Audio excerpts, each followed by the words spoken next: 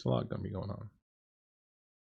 And with all of that, this does follow on the Lilins storyline that we did a little while back, with the pack of Lilins having come into Montreal to prepare the way for Lilith's return. Lilith is the Dark Mother, who in many circles is believed to be the progenitor of the vampires and all the monsters in the world, and someone who has a bit of a bone to pick, as she was the lover to many historical men, including Cain, God, and Lucifer themselves, who all treated her very badly.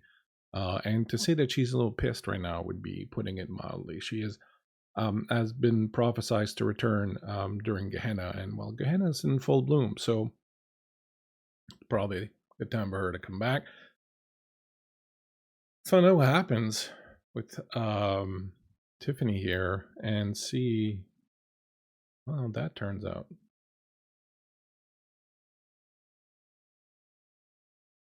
Tiffany, it's been a weird time. Ever since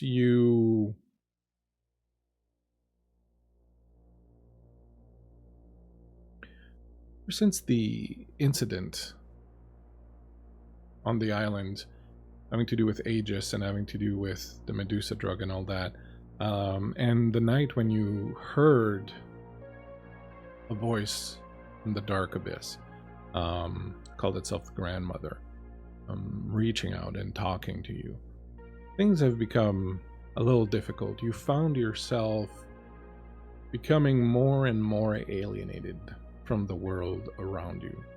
You have found yourself unobserved, ignored by people around you, and even Kindred tend to fail to notice you. It's as if this shroud of shadows has wrapped around you and made you invisible to most people. It's become very difficult to do most of anything. You're like a ghost wandering through the city, not knowing too much what's going on or what's happening. You've started seeing popping up here and there these posters advertising something called Dark Cathedral and promising pain, and at first you didn't pay too much attention because they're just posters. There are tons of them all around the city of Montreal, but then you started realizing that there were more and more and more and more, and eventually that's all you saw. So you certainly discovered that something was afoot, or thought something was afoot, and then just as you were perhaps reaching the apex of your desperation, being unable to really talk to anyone or reach out to anyone, you found waiting for you one night. Oh, perhaps I should also mention that you were unfortunately unceremoniously run out of your haven when you were attacked in your haven by Morag, the Lamia who was involved in the whole Medusa thing, and she attacked you, and then you were someone helped you escape. Someone that you couldn't see, you didn't know who it was, but someone helped you escape. And after that you couldn't return to your haven, so you were even sort of abandoned by that. So as you're walking around town, as I said, feeling more and more ostracized, tell us a little bit what Tiffany's doing and sort of what's going through her head, or what is she thinking about this whole situation, what she intends to do. Yeah, I think Tiffany in general, she likes to, I mean, she does whatever she wants. That's kind of her whole thing. And she likes to be left alone. But she wants attention, and she wants, but when she wants it. And now that she's not getting it, especially from her sire, she is pretty pissed off. She spent time acting out and doing things to piss him off mostly. And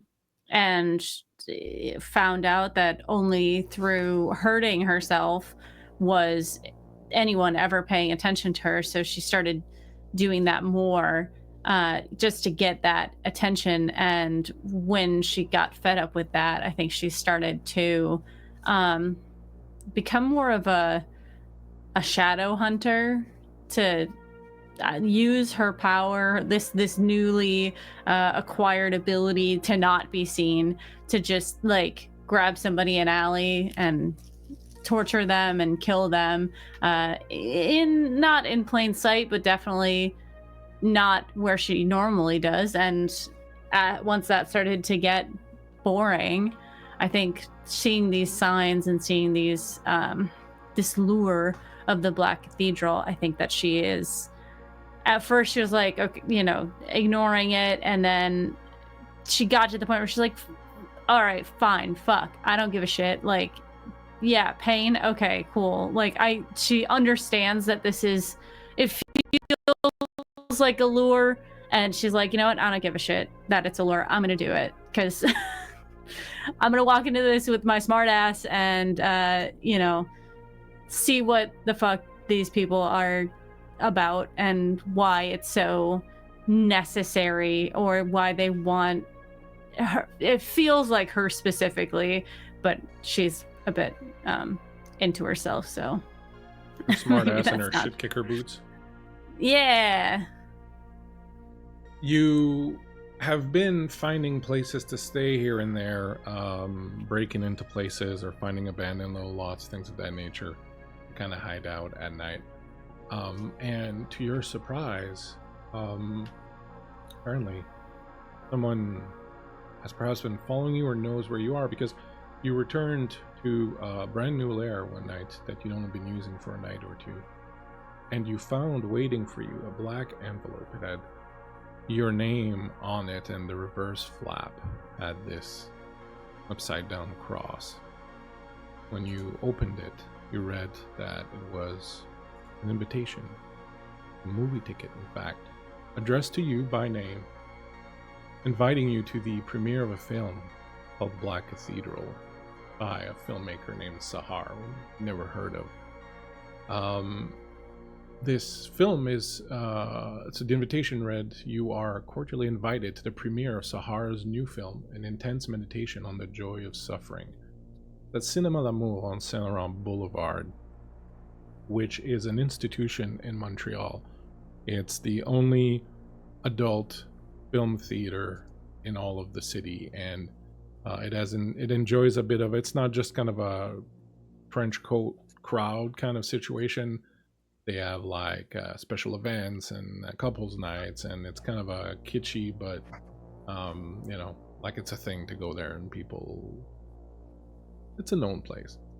You certainly have seen it, or maybe have been there before, but you would have known about it. But you receive this invitation addressed directly to you.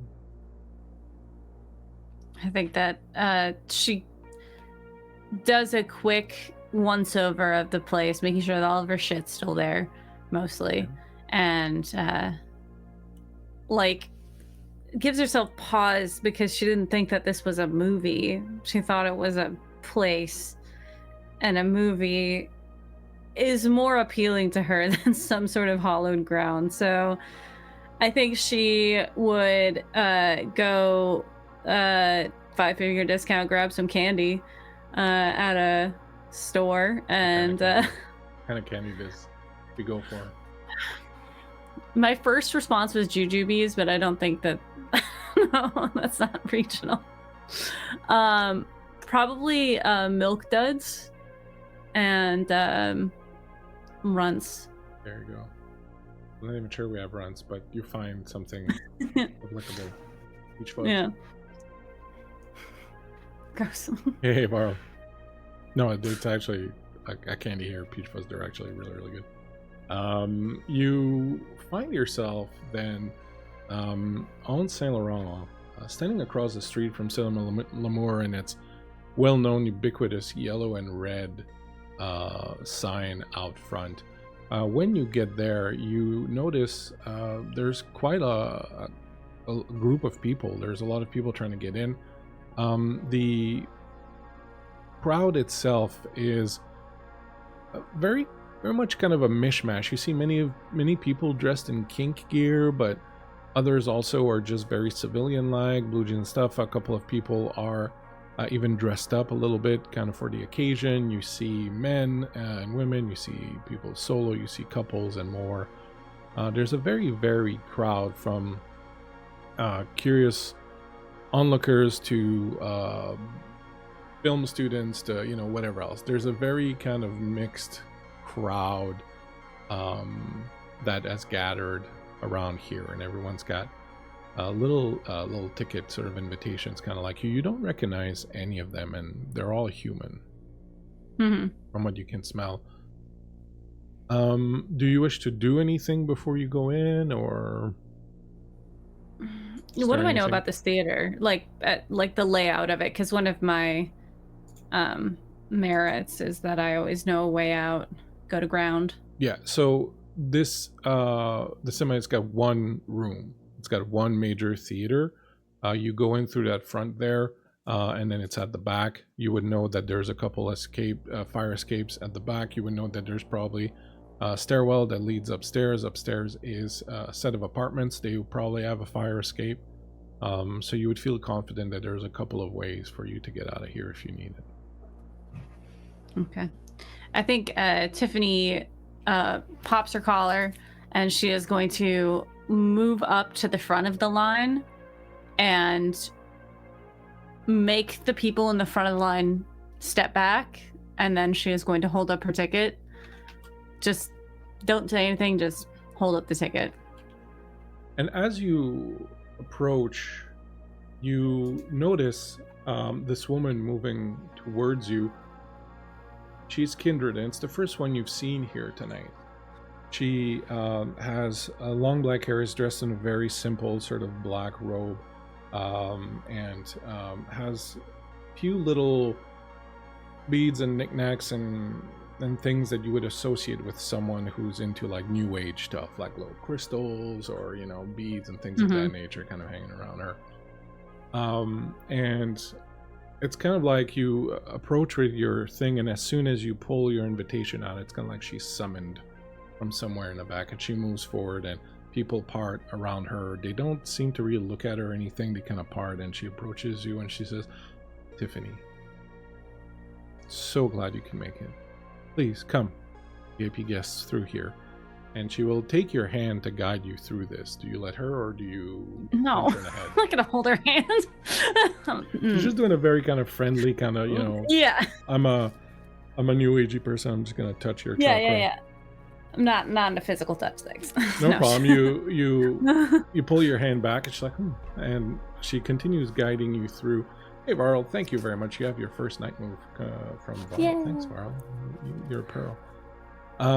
You walk in to the main hall. People are buying foods and stuff at the concession. There's alcohol that's being sold. You know that this place is kind of a well-known hunt for vampires, like people who like this is a place vampires often come to drink. It's not in anyone's specific territory. It's in what's called the rack, which means anyone can kind of hunt here.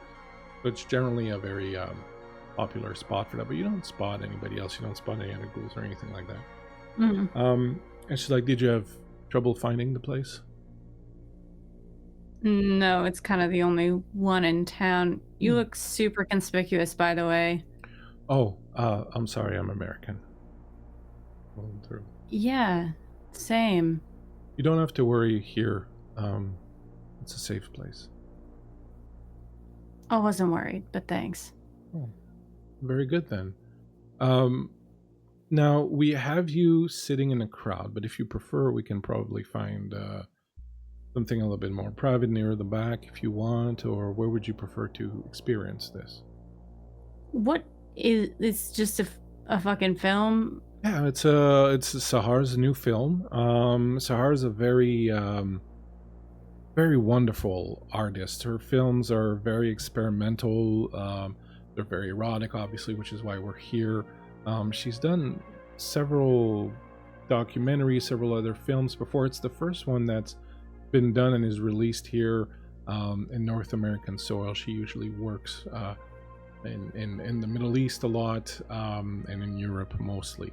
So we're very, very happy to be able to show this film to the public here as the world premiere. It's a good sign, I think, for the Montreal's image on the international art scene to be able to host this. Don't worry if you're wondering why you've never heard of Sahar. She's a big deal in a small pond. She's very much into art houses, cinemas, and things like that.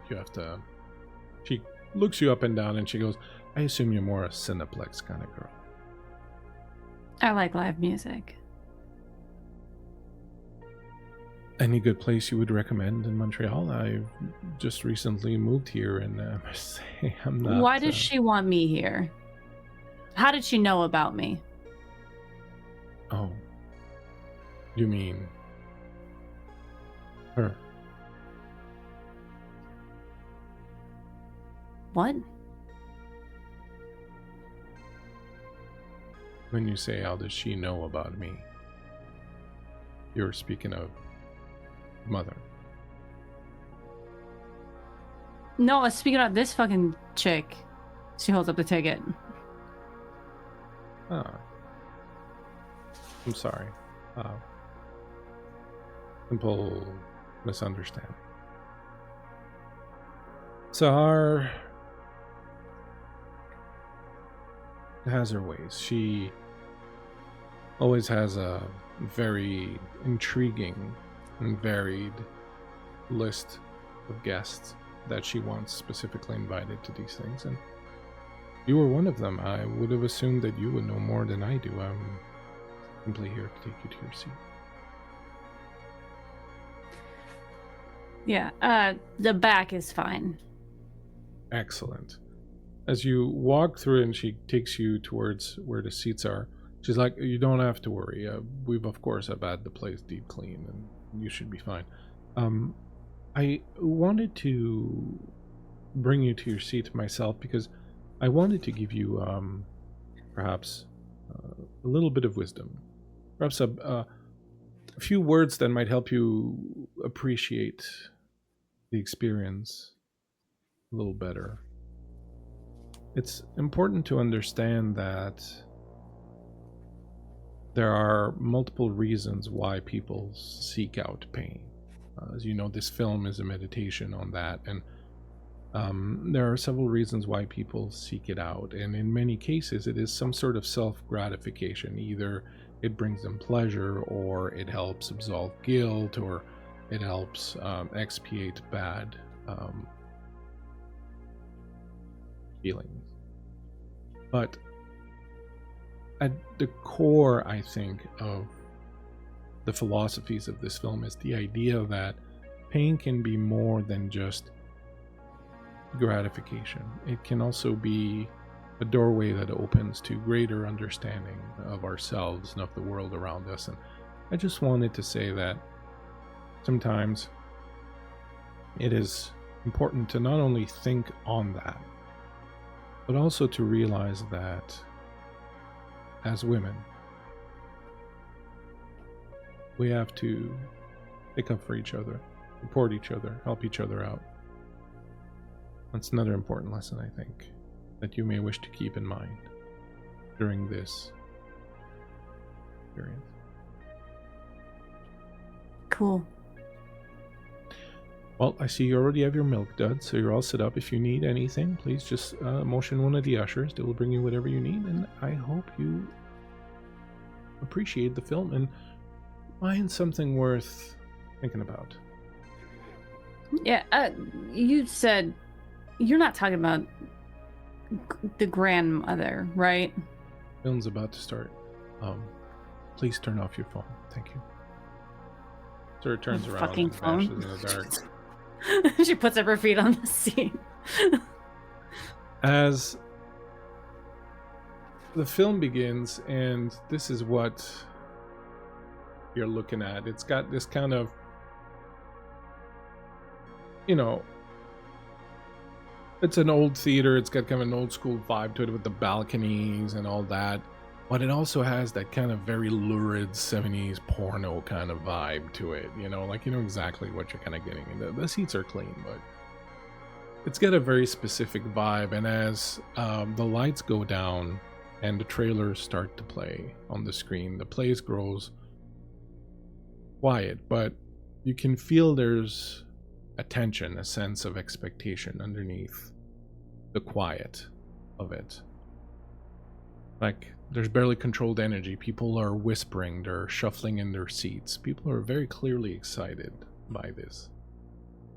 You overhear a few people talking here and there. One of them says, I heard they used real blood. And then you hear somebody else say, I heard one of the actors volunteered to actually be sacrificed during the filming. No one has seen him since. Somebody else says, I mean, when both God and Lucifer do you wrong, who else can you turn to? And in your head, after that last one, you hear a voice that says, you turn to yourself.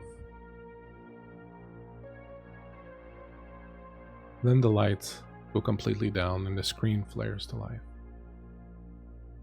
People hush.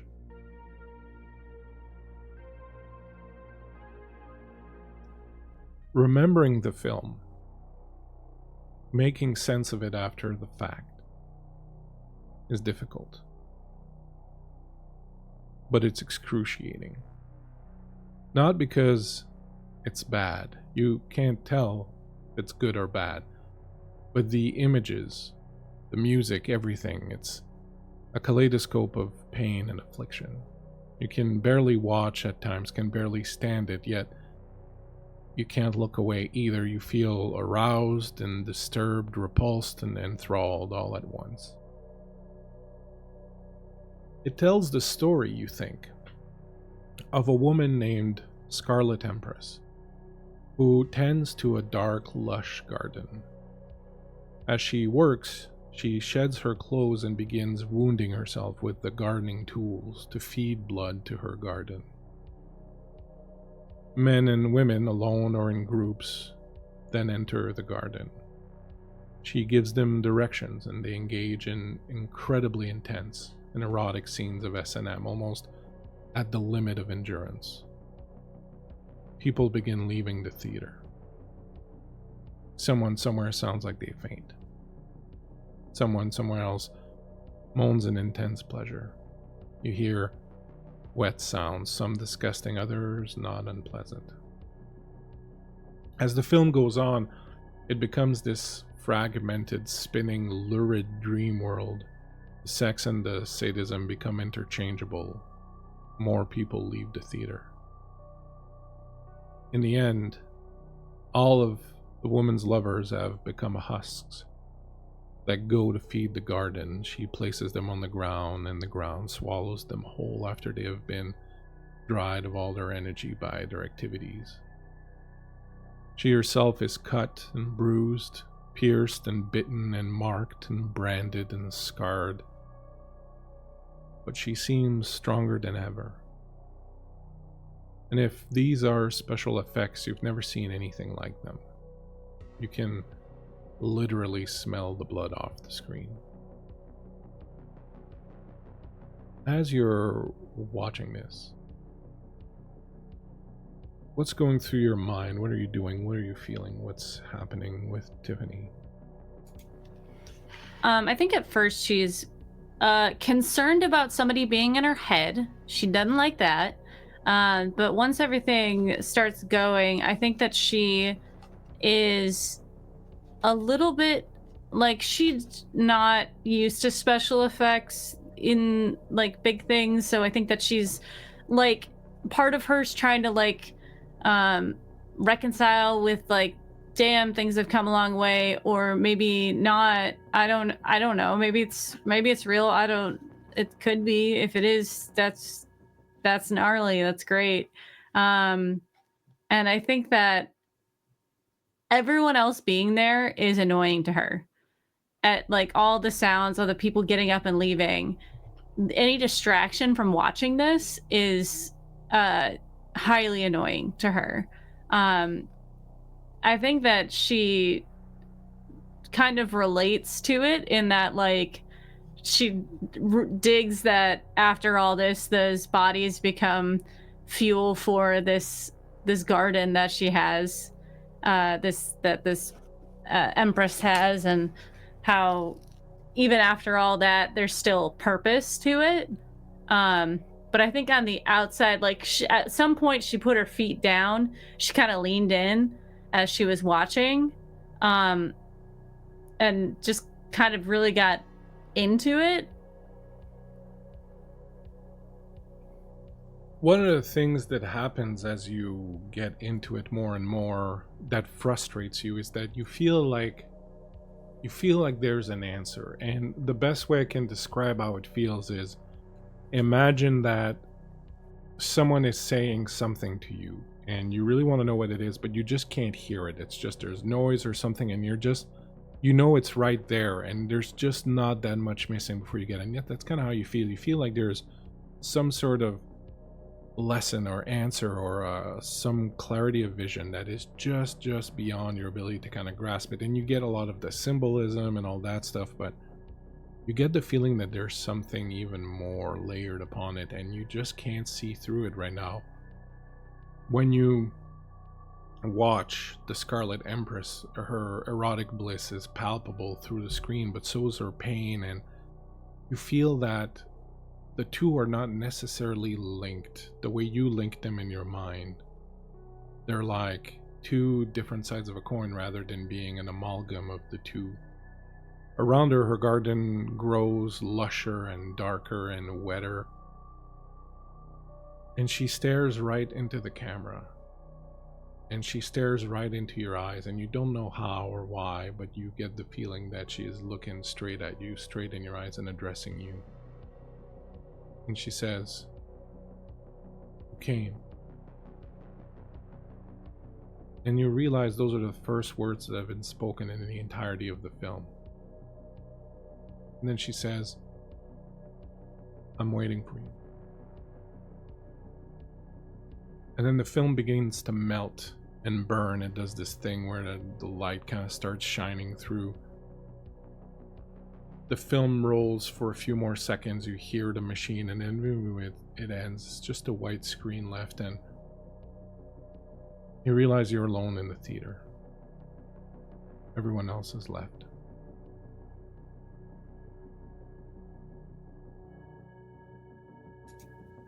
Like, at all? Everyone's At all, gone? it's as if the place is closed. There's no lights. There's no sounds coming from the hall.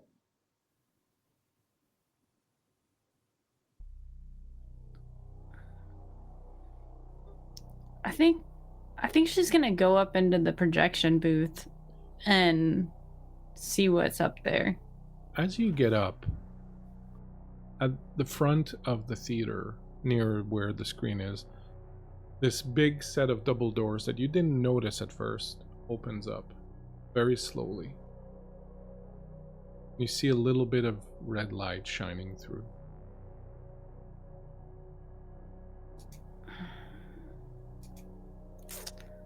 That looks like a trap to me, but I'm interested. I think she will kind of use her silent step and cautiously and sneakily kind of move up there and kind of like look around in the doorway and see what it's about.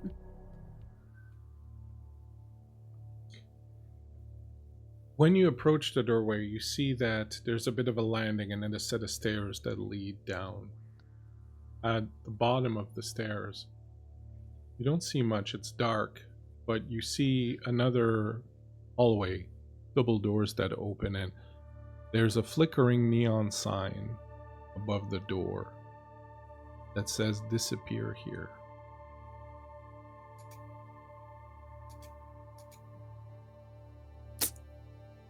Already invisible.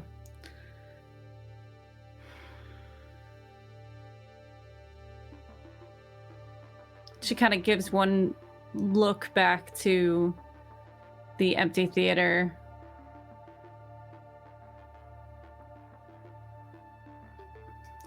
Fuck it, why not? Then she's gonna head down. On guard. But, as you go down, your feet echo in this kind of wide open, cavernous hallway that descends down. You reach the bottom stairs very quickly. You see a mural in front of you of small tile, and there is what appears to be a reproduction of the garden in the film, done in all these multicolored tiles, and it almost moves as if the tiles themselves were mounted on something that would move like with a pulse. You see waves and ripples through it, and you see this dark garden that's been reproduced. You turn to the right.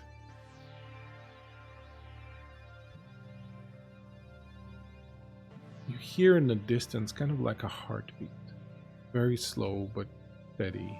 You get a waft of loam and rain and flora coming through that door towards you. Faint, but it's unmistakable, that smell of wet earth.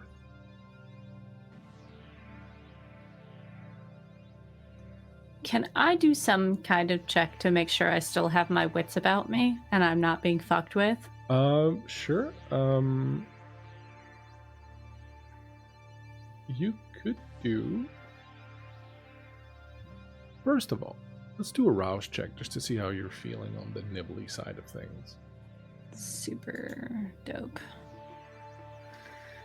No successes. And your hunger goes up by 1. You figure you should have probably brought something other than milk duds, but you're fine for now. I thought there would be people to eat here. They all left. They all left. Well, you didn't want them there. You said you were annoyed by them. That's true. I did. I mean, initially I thought, it's fine. Go ahead and roll your willpower. All right. Just click on the number next to your willpower and see what comes up.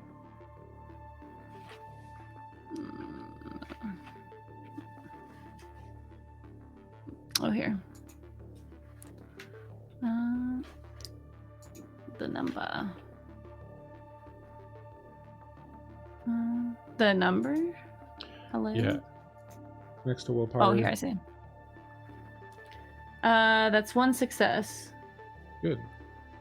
You feel like you're still in control. Mm-hmm. You don't feel that you're imagining things or hallucinating. It's weird, but you don't feel like your senses have been taken over by something else.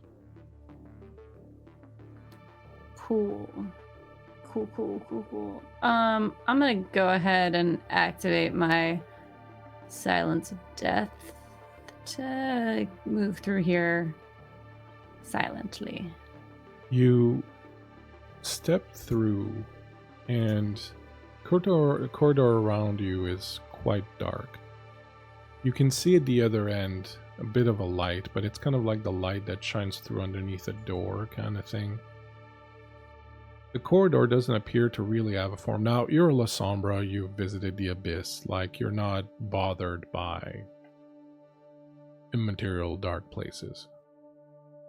This doesn't feel completely different from that, but just enough. When you're in the Abyss, you feel cut off from everything else. Here, you feel connected to everything else. You feel like almost as if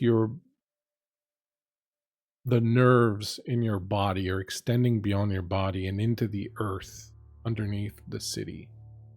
You can almost feel the water moving underground. You can feel the wind moving on the grass, the trees moving their roots deep into the earth, kind of like fingers digging through the loam.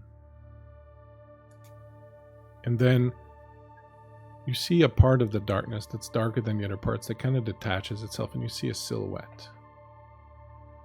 And you hear a voice that is similar to the grandmother's voice, but younger, that says, "Have you been feeling lost, lamb?"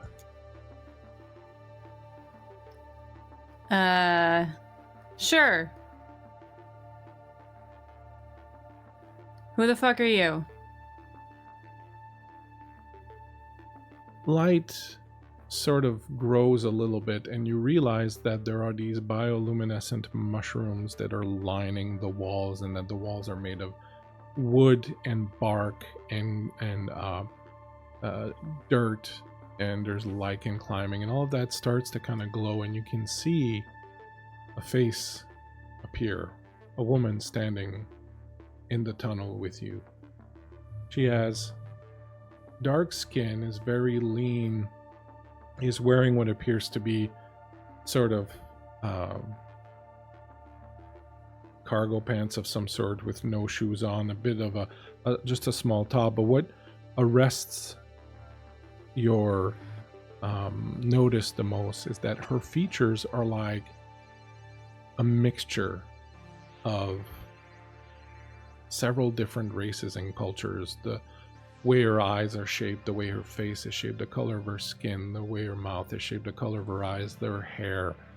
It's as if several different races throughout the world that kind of been mixed up in this person.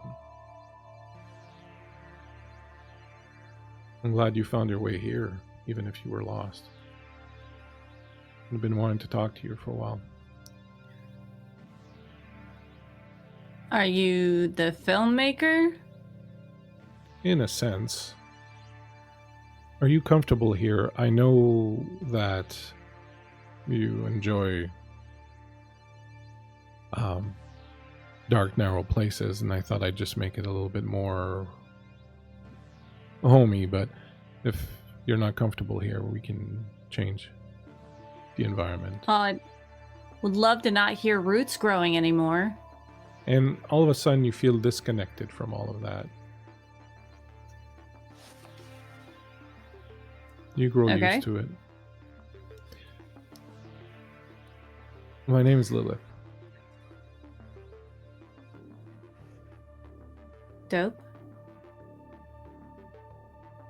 I've been, as I said, meaning to talk to you for a while.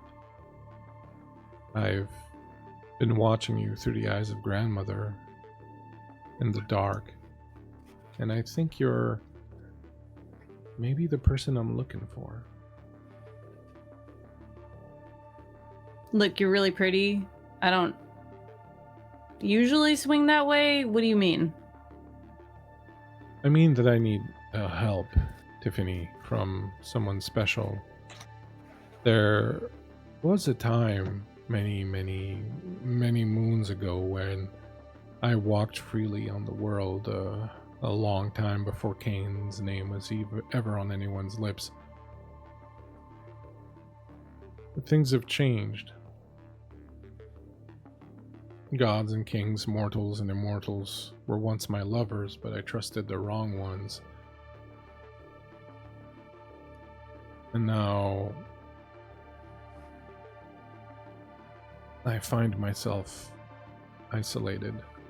I find myself an outsider. I find myself exiled from the very world around me. Is that something you can understand? Yeah. I'm sorry. Cain? Like Cain? Cain's chicken Cain? Who? What do you mean? No, not quite that, Cain. I see your sire hasn't done a very thorough job of explaining our history to you. Yeah, he's kind of preoccupied with ignoring me all the time, so... Don't you find that's the case with most people? They pay attention when they need something, and then as soon as they get what they want, they seem to forget you. Such was life, such is unlife. But, you left and you came back? Before we begin the history lesson, Tiffany, I think it might be best if we understand something else. You like pain, don't you? Yeah. You enjoy it? Yeah. I like giving it, I like receiving it. You find you need it.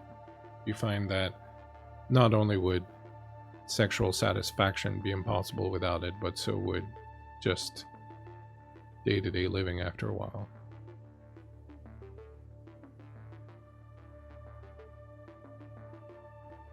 Yeah. It's fun.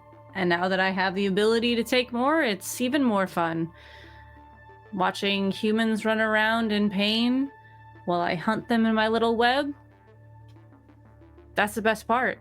Have you been having fun doing this? It's a blast. And do you think that's all life has for you now in this immortal state that you're in, night after night after night, to have fun with mortals, playing with them, hurting them? Well, there's not much else for me to do. I don't want a fucking job. That's what you're talking about. Well, it's interesting because in some ways that is what I have to offer you, a job, but not in the way you think about it. Tiffany, the world that you knew as a human being expanded when you became Kindred, did it not? You became aware of things that you didn't know existed before. You became aware of things you could do that you couldn't do before. The world grew around you, did it not? Yeah. Well, it appears that what you know of that world currently is but a thimbleful in an ocean. There are so many more things, so much more to learn and know and accomplish in this nightly world of ours than I think you really realize or have been told. Look, I know that there's like royalty and shit, and I know that there's a hierarchy. I want to do whatever I want to do, and if I do that now, being the little mouse that I am, I can get away with it. If I move up the ladder or try to be something bigger than I am, there's going to be a lot more eyes on me, which is going to kind of stop me from doing whatever I want. Well, I think it's going to be interesting because what I'm going to ask you to do, perhaps, if we get along, is going to be to not do what you want to do. In fact, I'm going to ask you to subjugate yourself, your will, your person, to my will. But in exchange, I will give you a purpose, one that will bring you more fulfillment than any false liberties you think you have will bring you, because you're not truly free, Tiffany. The world around you is filled with princes and sheriffs and cardinals and other stronger things in the dark, werewolves, things of that nature, that ultimately will hem you in and prevent you from doing what you want to do. Your sire is one of them.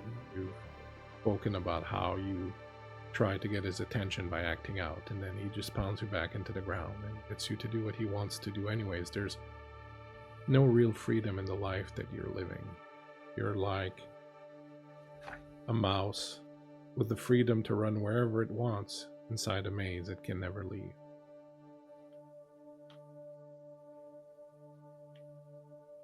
So you're suggesting a bigger cage under your rule? I'm suggesting sacrificing yourself and your freedom so that every other woman that comes after you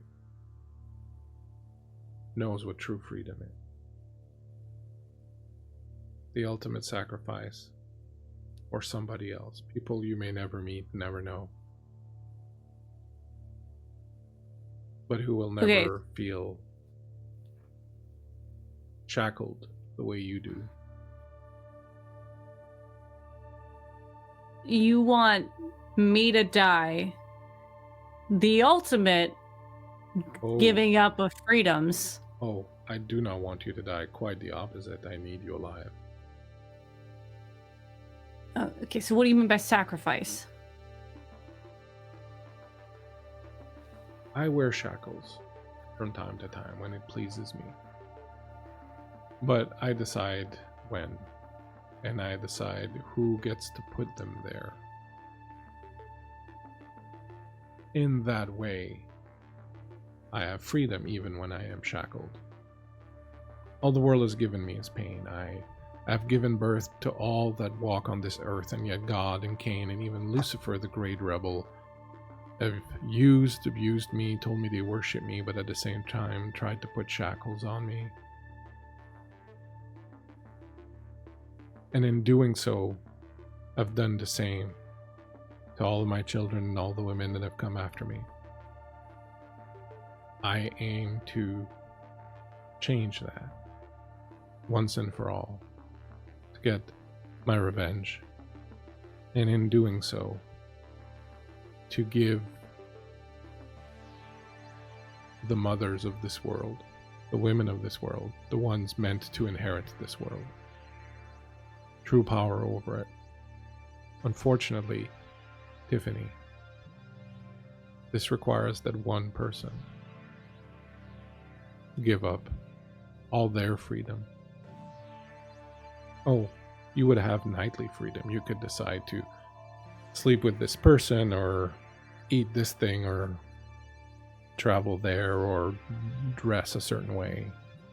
But your will would be subjugated to what I need, and that would be for you to undertake a trip for me, to bring something for me somewhere.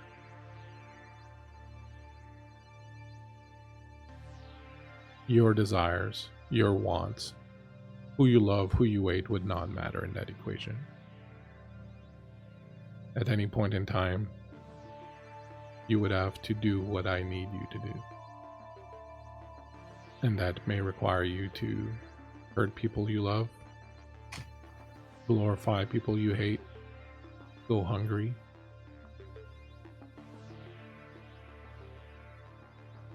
I know it doesn't. I'll be honest, that feels it sounds exactly like what I'm going through right now already, honestly. But here's the difference. More of a lateral move. Here's the difference. People often misunderstand. They think when they hear of me, here's another female character who must be hurt and abused to find herself. How typical. But the point they're missing is that it doesn't matter what they think. My choices are mine to make, good or bad, and no one else has to agree with them. You live in a world that you have fashioned for yourself, or has been fashioned for you, where you do not have that luxury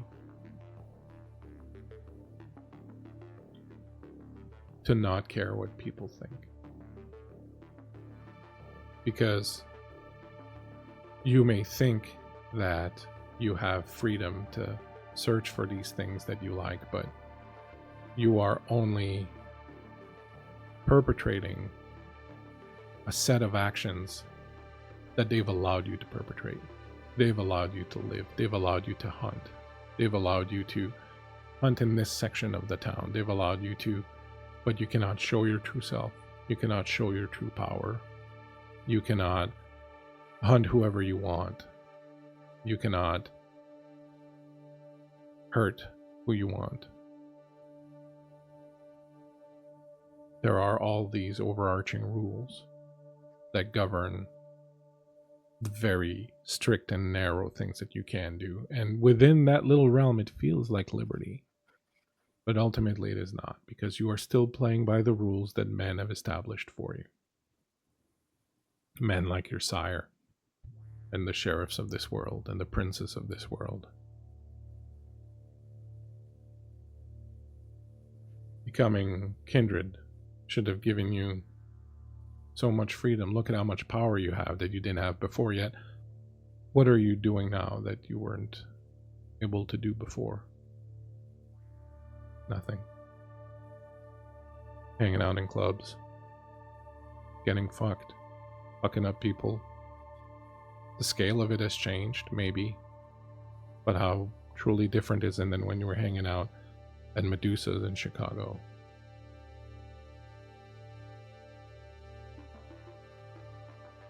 I mean, I'm not an idiot. I know everything you just said. I get it. Are you God?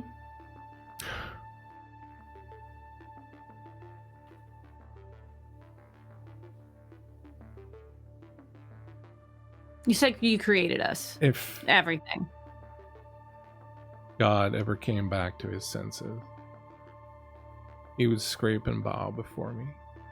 I am the first woman, the Dark Mother, the mother of all monsters, of all creatures who work on this land. I am your mother, and the mother of your mother, and her mother. And I have sacrificed everything, and been given nothing but ashes and blood in return, and I now seek to give ashes and blood back. Some think of the mother as a life giver, a caregiver. The mother can also drown their child. A mother can choose to remain barren. I am not here to sow crops. I have sown all my life and reaped only pain.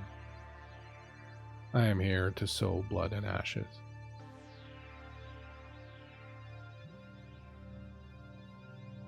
That is who I am.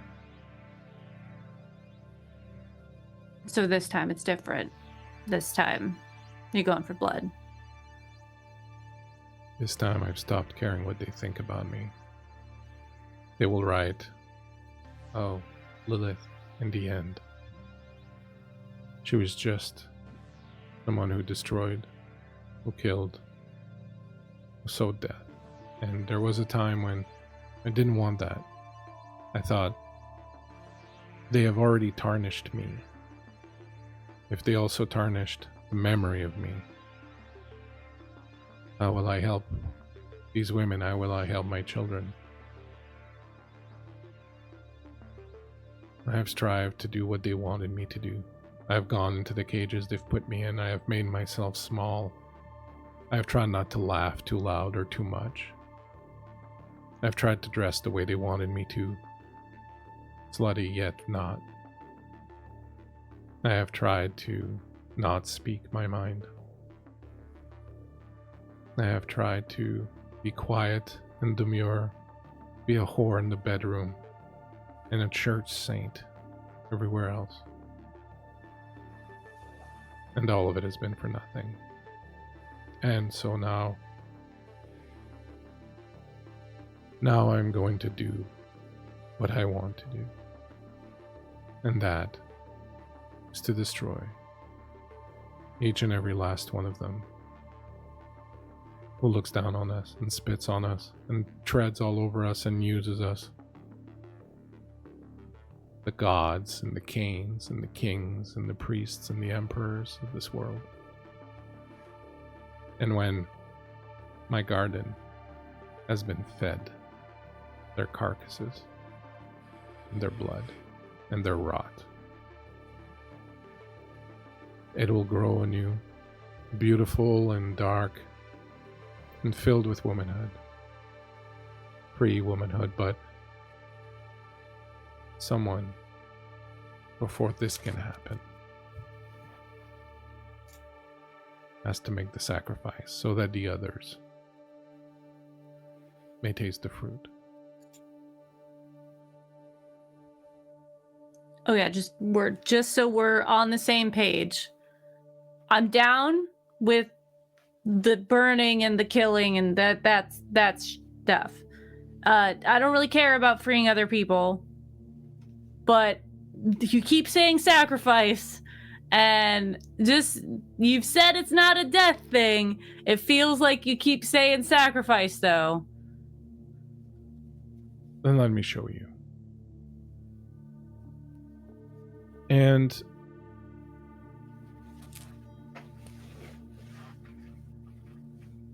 you step off of Sheffield Avenue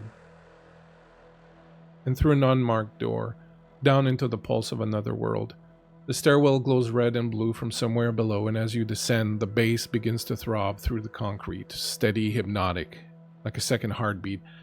At the bottom, the space opens up wide. It's not a bar in the usual sense, no bottles clinking, no line for drinks, just a vast, dark room alive with light and motion. A strobe cuts through a cloud of fog, catching fragments of faces. A girl in fishnets and a Joy Division tee, a boy with a bleached mohawk, a pair of dancers spinning under mirrored lights. Everyone seems to know the rhythm, even if they move differently to it. The DJ booth is perched like a shrine above the floor, glowing green and violet. Beat shifts from industrial clang to deep elastic house, then back to new wave synths that make the whole crowd sway in unison. You feel it up through your boots and up to your spine. Along one wall, video projections flash, performance art, black and white film loops, abstract patterns. Upstairs, there's a smaller room where someone is body painting a friend while another group lounges in a corner talking about Bauhaus and Blade Runner. Every room feels alive, restless, changing. The air is humid and electric. You realize there's no real distinction here between genders, styles, scenes. Punk kids dance with ravers, goths with sunburned teens. No one seems out of place. Everyone is here to move, to see, to be seen, to feel part of something too strange and beautiful to exist anywhere else in the city. And in a basement show bar, the band you came to see is playing. Night Terror. A mix of goth and dark industrial, buzzsaw guitars, and the deep, dark crooning of lead singer Seraph. But it's the drummer that catches your eye. Dark skin with a shock of wild dark hair, piercing tattoos, his face made up to look like a skull. He's an animal behind the kit, more Cro-Magnon than modern man, hunched and pounding the skins with wild, powerful abandon. His movements are broad and heavy, but precise and always on time. What do you do? I think Tiffany's like a bit shocked to be here, back here, as it were, many, many years later. I think under her breath, she just goes, all right, you're selling me on the God thing. And then she's like, as she's seeing Xavier on the stage again, it's that like, your ex is up there. And it's so like you haven't seen him in a while, and like it still makes your heart skip, and you're like, "Fuck, damn it!" Like, yeah, he's hot. He was hot the whole time, but it's not the attractiveness that's the problem. So I think that she kind of moves into the room and finds her normal spot, or what was her normal spot, sort of off to the side of the stage. There's a set of couches that she sits up on the back of, like a bit trepidatious, looking around, like it feels so familiar, and yet she doesn't know why she's here and where the fuck Lilith went, and what is going on. She is confused and cautious. And what confuses you most is you can feel your pulse pounding. Ooh. You feel the breath catching right here in the middle of your body every time that bass drum thumps. You feel sweat down the back of your neck, down between your breasts, your armpits.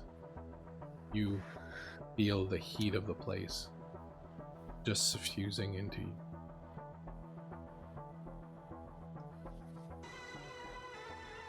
She feels her pulse and she's like, fuck, I'm human. And then she processes that a little bit of like, do I like this? Do I not like this? I feel very, and I think suddenly she feels very vulnerable because she knows how powerful she is as a vampire. And she kind of puts her back to the wall even more and like really kind of tries to gather her surroundings and see if she can spot Lilith there. Look around the room, you just see people that you've seen before, but the faces are very indistinct, a lot of them. It's just this mob of people in front of you. You notice the hair or the dress or something, but the faces themselves are a little kind of fluid and difficult to kind of focus on. You hear the song coming to an end. You look up towards the stage and you can see him occasionally glancing your way. Every time he glances at you, he seems to hit the drum a little harder. The skin of the drum reverberates under the strikes of his sticks, and you almost feel them on your own skin. You can almost feel the bruises forming. You can almost feel sweet release that comes from the stinging pain. You're not sure if he's really looking at you, but he seems to look at you once in a while. I think she feels that flutter of her heart as that sort of happens, that sensation of the heat sort of rising in her as it did before. And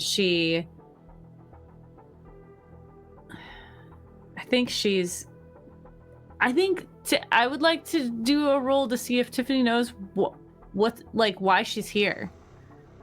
What's happening. Go ahead and you're gonna give me wits plus insight. Okay.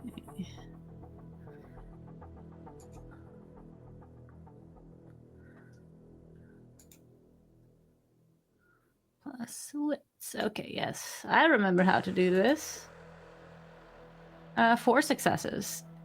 And one's red. No, 2 of them are red. I don't think that matters. Yes, it does. Oh. 2 of them are red. Are they My hunger. Yeah, so they're successes and at least one of them is red. So the ones that are red, are they the Ankh with the 2 little pips? Okay. Just a regular Ankh. That was almost a messy critical. The first thing that you become aware of is that you know what he is. You didn't know back then, but now you know what he is. So that feeling of vulnerability that you had earlier kind of redoubled.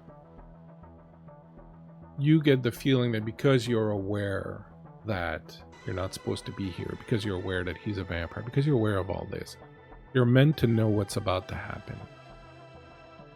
You get the feeling that there's a lesson here in what that sacrifice really entails. There's something in what happened in those few weeks when you first met Xavier before he turned you that needs to happen differently. You need to want something and be willing to give it up, but not randomly. You get the feeling that there's something very specific.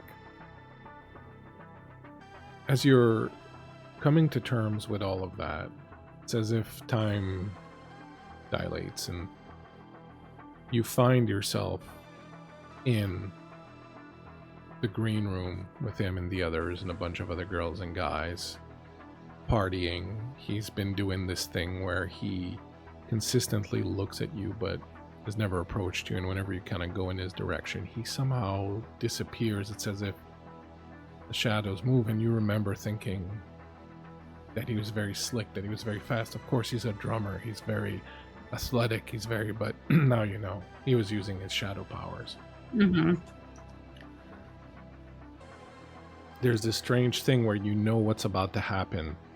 It's kind of like you're in a dream. You know what's about to happen, but you can't really change it. The next few weeks with him go by in a blur. Can you tell us a little bit what happens in that time? I think Tiffany at the beginning begins to relive things as they were. Their first conversation, their flirting that very quickly turned into a physical things, and the false sweet moments that he kind of put on as an act, sweet relatively, but I think as the weeks go on, Tiffany starts asking for more aggression, or I think that knowing where he likes things, I think that the level of pain as a human is so different. I think she revels in that a little bit. But I also think as she's exploring this all a second time, she's noticing all of the little things that she missed the first time, all of the, tendencies that he has that are unnatural. And I think at some point she might ask him about it. So one of the things that I want to underline here before we move on with that is that I think you realize what's been missing. This sense of vulnerability, which you no longer have as a vampire. As a human, you had that. Even before you knew he was a vampire, you had that sense of vulnerability. So there was always a chance that it could go too far. Yeah. You've had, now that you're a kindred, bones broken, extreme wounds that just take a night or two to heal and a bit of blood. There's no more of that element of danger. And the thing that strikes you most as you realize this is that you will never have that again.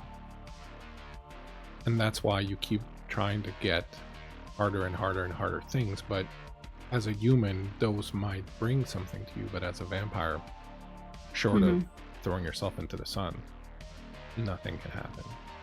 And so one of the things I think maybe you're realizing that this is meant to make you realize is that you need to find something else to get out of the pain. That's not what you used to get, because it's like someone who just becomes so used to drugs that they don't do anything anymore. And that element of danger, that element of what if it does go too far, is completely gone. And when you ask him, how do you ask him? I think, no, Tiffany being subtle. I think she says something like,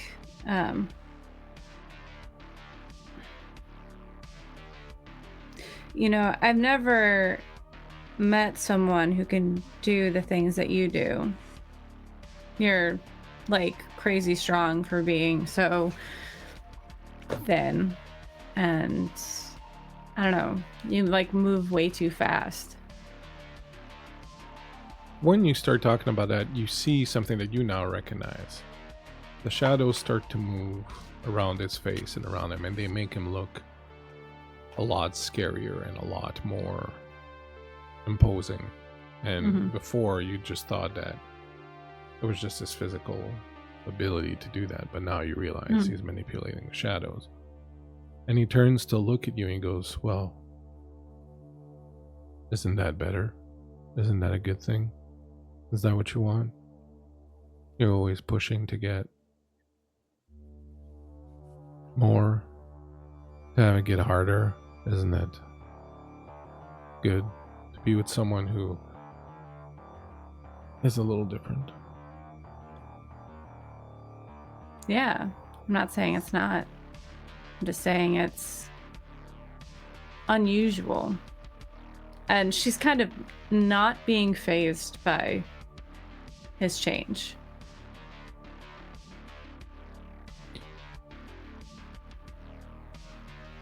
Unusual. Like, is it gonna be a problem? No. But, I mean, what's your secret? Clean living. Bet. You ever heard the story of Elizabeth Bathory. The chick who used to bathe in blood of virgins? Exactly, her. Mm. Maybe I'm sort of like that. Maybe I have this thing where... And he gets up incredibly fast and grabs you right under the jaw and lifts you up until you just your tippy toes are supporting your weight on the floor.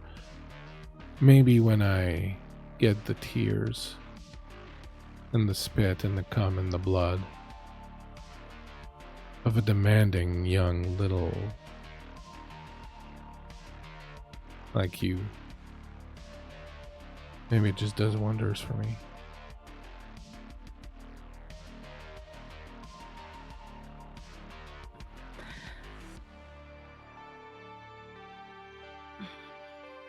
And is that all you want? I mean, is that all you're looking for? Someone to fuck and play with? Or do you want to teach someone how to do it like you? Shit, Tiffany, I thought you were going to ask me if I wanted to get married and raise a family. Fuck no. You had me scared there, and lowers you back to the ground. Jesus. Fair, brother.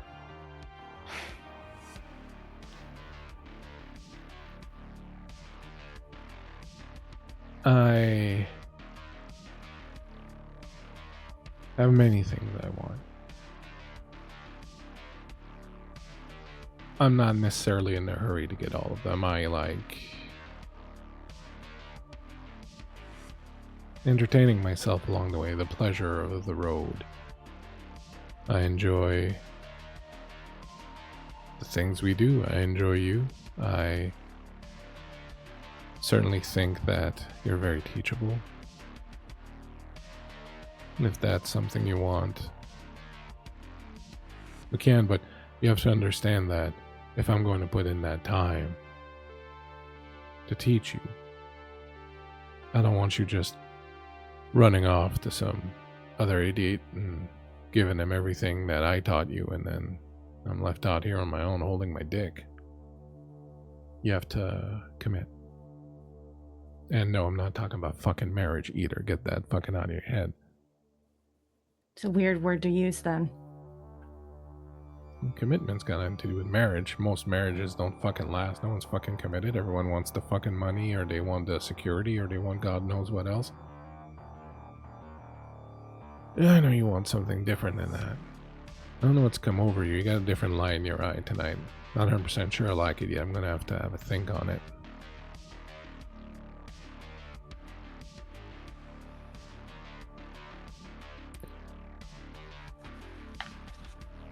I think that's what we're gonna do. I think we're gonna have a think on it. I think you're gonna take your shit and you're gonna go home. And you're gonna spend a weekend thinking about it. Thinking about what you're willing to commit to. And whether or not you really want to do that. And the next time you come here and darken my doorway, you better be fucking sure that that's what you want to do. And this is where you want to be. Because the next time you come here, we'll be doing things a little differently. You want to learn? You want to know what I know? I'll teach you. But it's going to cost you a lot more than you imagine. And you better not be bringing that fine tight ass of yours through that door. Unless you're willing to go all the way. So, go home. Get yourself high or drunk or whatever you like to do. Put on a movie and then think. Do that for me, doll.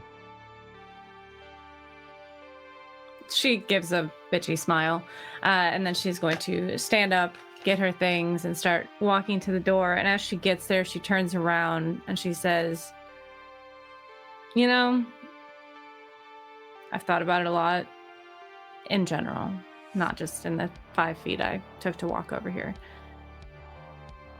I'm not afraid of death. Are you?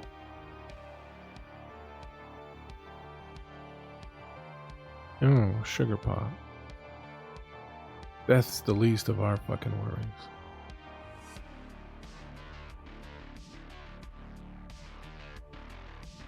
Hell of a journey, though. You get to decide if it continues or not.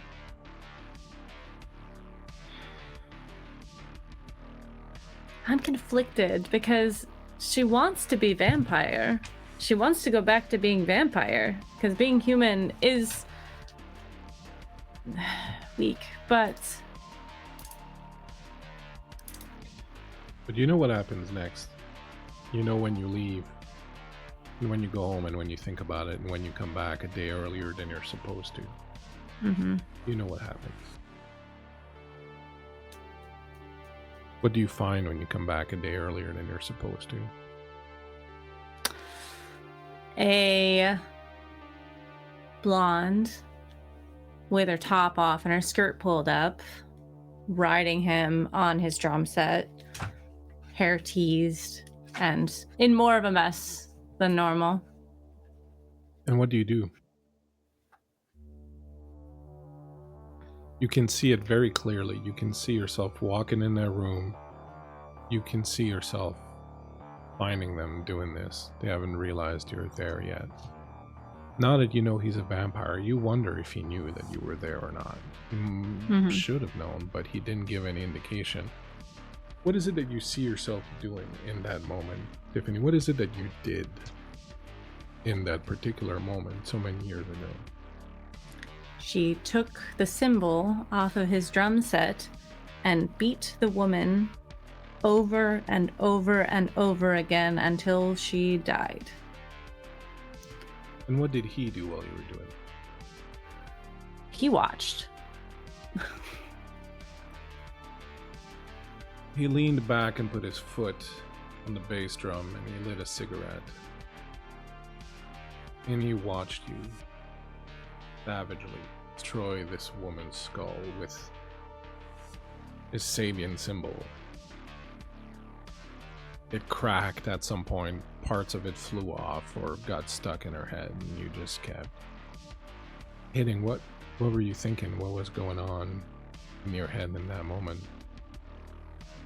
She thought that this little tramp was stealing her boyfriend. She was gone for a few days, and her favorite plaything had been seduced by this blonde, and she thought initially that she needed to get her out of the way, and then she was going to do the same to him.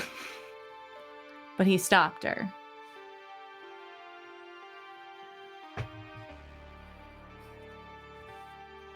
You wanted something, and to get it, you killed another woman who had done nothing wrong, but exactly what you would have done in that situation, what you wanted.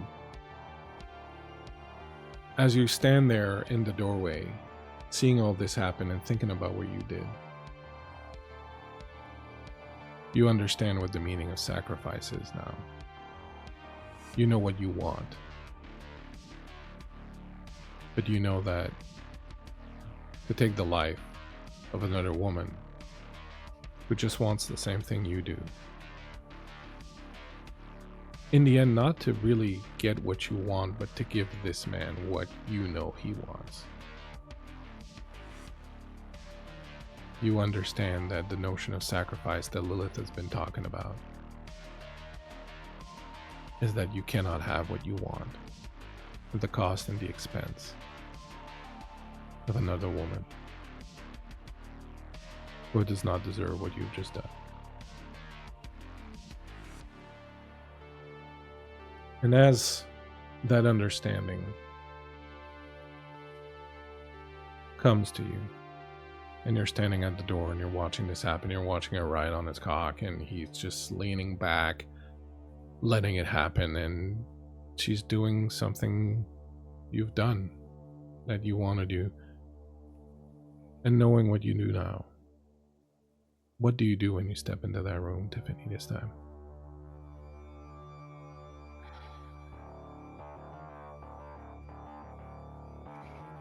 I think in that moment, I don't know, she just feels nothing for him. She's not madly in love with him like she was when she was before, and seeing the clarity of the situation, I think that she clears her throat and kind of leans against the door frame. And as the girl turns, probably a little shocked that somebody else has come in the room, she just says, "You could do better. He's kind of a piece of shit."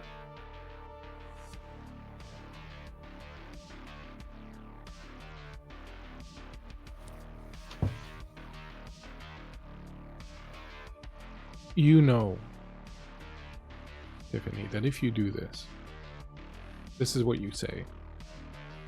And you turn around and you leave. You know that she's going to be embraced and you're not. You want to change your mind?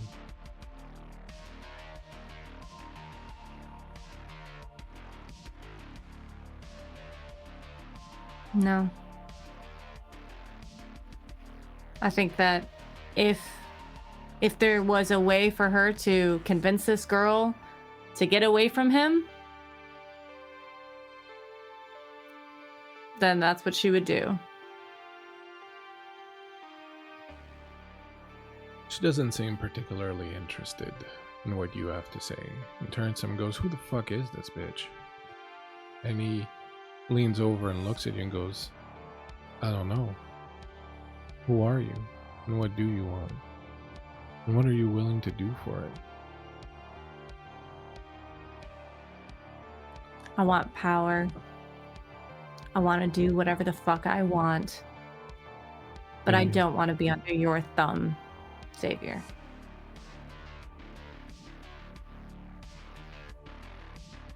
And he turns, and then you hear him say to her, "Did anyone tell you to stop fucking writing?" And she starts moving on him again. And as you close the door and turn away, you find yourself in the dark corridor again with Lilith.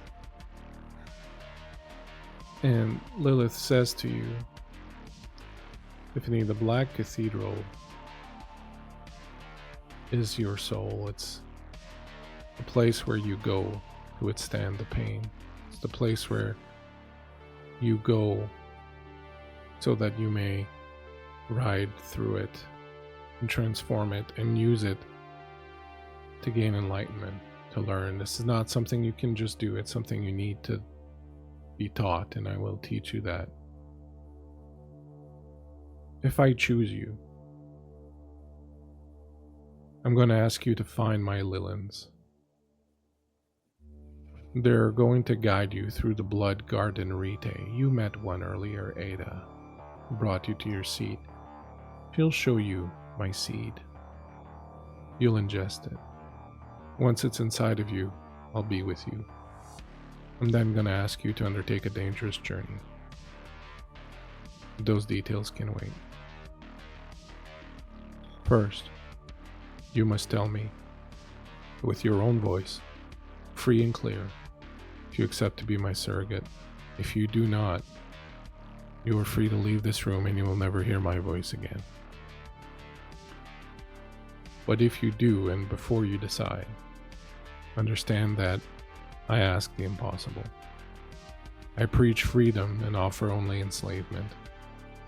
The time for freedom is long gone. All that remains now is the time of blood and ash. I ask that you willingly sacrifice your own liberty and freedom so that those who come after you may have theirs. I preach not to submit, yet you must. What needs to be done can only be accomplished by a singular will. Those who help me do so willingly. Choosing to do this will be your final act of freedom. You'll never have the choice again afterward.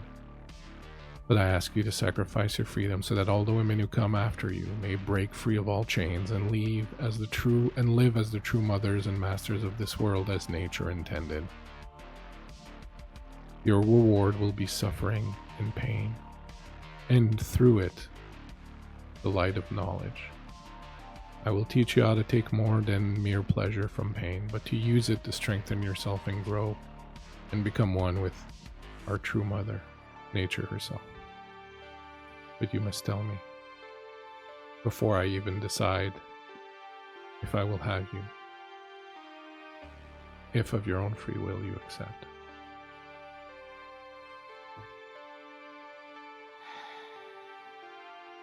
I think still a little shaken from the mind palace that she was just in. She takes a moment to herself and,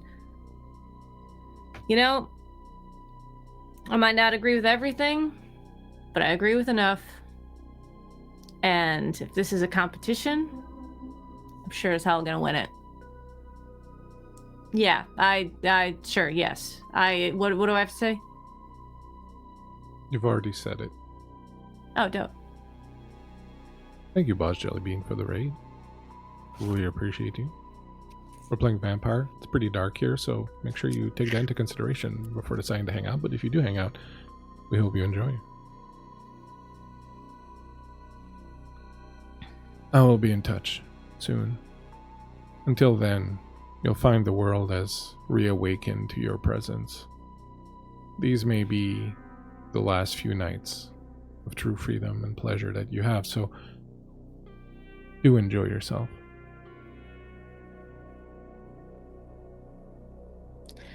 All right. Say less. Your eyes flutter open. You find yourself in the theater, in the cinema. It's empty. There's no one around except this man whom you assume is the guy who runs the place. Just a very nondescript middle-aged man wearing an off-the-rack suit who's shaking your shoulder and goes, "Hey, I don't mind that you broke in to sleep in, but it's almost dawn and I got work to do. You're gonna have to go. I'm sorry." Don't fucking touch me, okay? And she just stands up and walks past him, pushing him with her shoulder, and walks out the front door. You walk out the front door, you look up at the sky, and you can tell by its color that there's maybe an hour or so before the dawn comes. What is it that you want to do?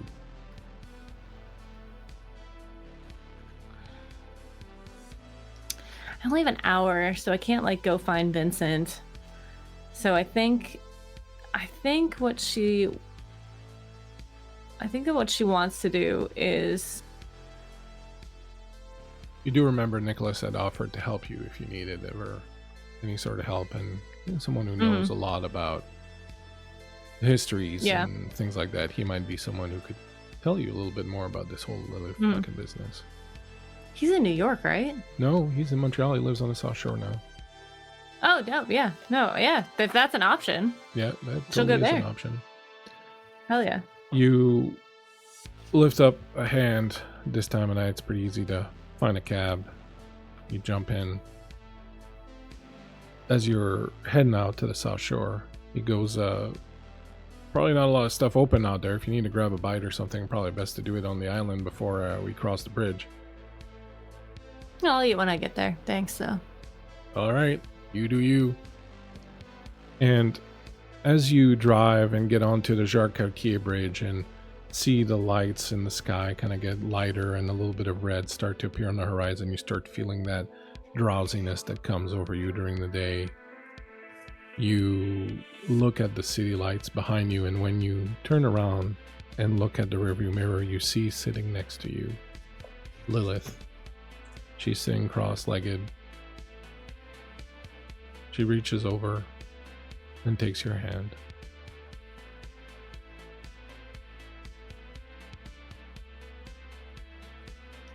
Yes.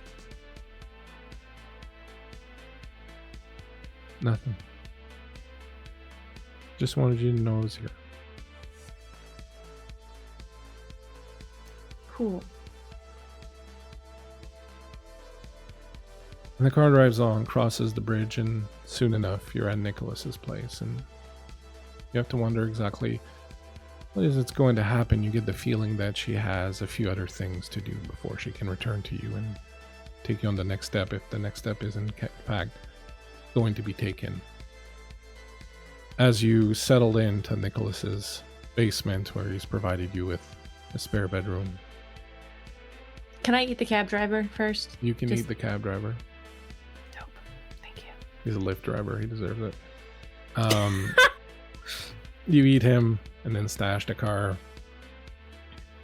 You arrive at Nicholas's place, and what's going through your mind? What are your last thoughts before you fall asleep on that dawn?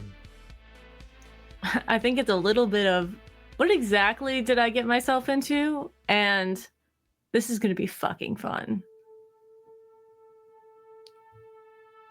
And with that, my friends, this is where we are going to end tonight's Old Dark Mother Prelude. Thank you very much, LB. It was a lot of fun. It was very wonderful to get with you. Are you all right? You good? Thanks for putting up with my brat. Oh, yeah.